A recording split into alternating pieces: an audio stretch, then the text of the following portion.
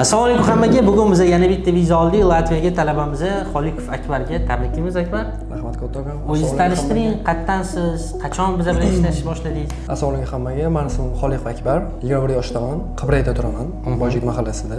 Mart oyida Worldwide konserti bilan aloqalashgandim. Kuzgi semestrga. O'shanga elashdim. O'sha orqali hamma narsani telefon qilib gapirdim. Keldim yo'qi, shu bilan hammasi boshlandi. Hozir siz qaysi tarif bilan biz bilan ishladingiz? Qaysi tarif bilan?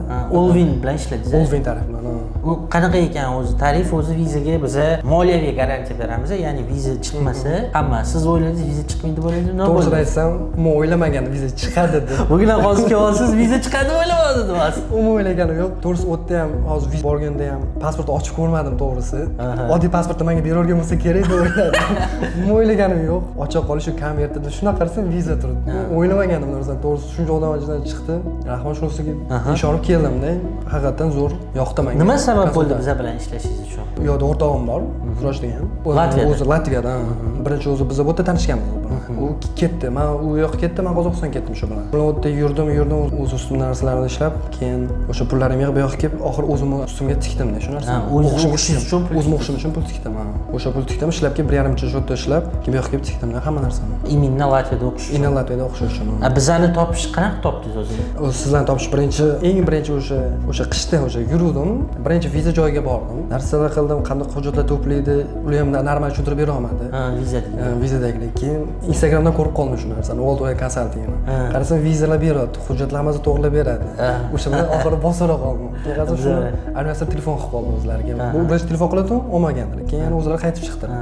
O'sha bilan hammasi boshlanib ketdi. O'sha bitta bilan boshlanib ketdi. Sizga iminda Olvin dasturi yoqdi. Ha, aynan o'sha dastur yoqdi. Nega nimasi yoqdi?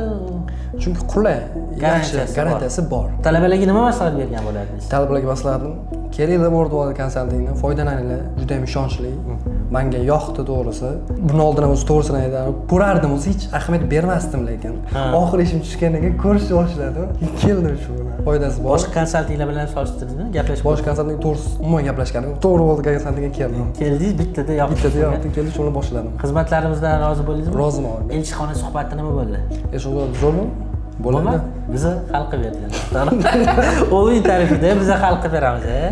Elchixonadagi endi chegaradan o'tsangiz bo'ldi. Tabriklaymiz Akbar. Rahmat. Omad ishlaringizga. Elchixona suhbat telefon qilmadilar desa ham bo'ladi. Bularga bordilar. Mana bugun qachon topshirdingiz? 27-da topshirdim. 27 bo'lsa, mana 6-avgust kuni примерно 2 haftada vizangiz chiqdi. Zo'r, 10 kun, 11 kunda chiqdi. Avval yursa kerak do'lagan, 20 kun, 25 kunlar. Cho'zilib ketadi deb o'yladingiz. Ikki bildingiz, biz sizga hamma maslahatlar berdik. Men buni ham alishtirdingiz. Buni ham alishtirdim o'sha. To'g'ri konsalting tanlasangiz, shunaqa hujjatlar idealniy bo'ladi. Mana shunaqa suhbatlashasiz, oson viza ola olasiz. Zo'r, tabriklaymiz aka. Rahmat kattaga.